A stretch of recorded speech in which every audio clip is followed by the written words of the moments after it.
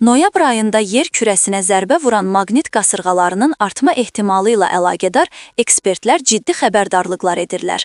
Bu, günəş fəaliyyəti dövründə maqnit sahəsinə təsir edən güclü fırtınaların artmaqda olduğuna dair siqnaldır.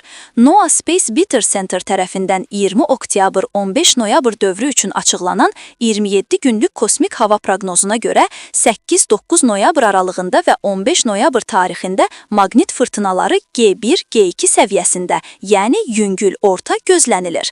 Eyni vaxtda kosmik hava saytı göstərir ki, yer səthində aktiv maqnit sahəsi narahatlıqları artıb və şiddətli nöqtəyə doğru meyl var. Bu fırtınalar nəticəsində peyklər, naviqasiya sistemləri, radiokommunikasiya və elektrik şəbəkələri risk altında qala bilər. Bəs nə edilməlidir? Kosmik hava təsirlərinə həssas sahələrdə yüksək texnologiyalı peyklər, telekommunikasiya, enerji infrastrukturuna malik ölkələr qabaqlayıcı tədbirlər görülməlidir.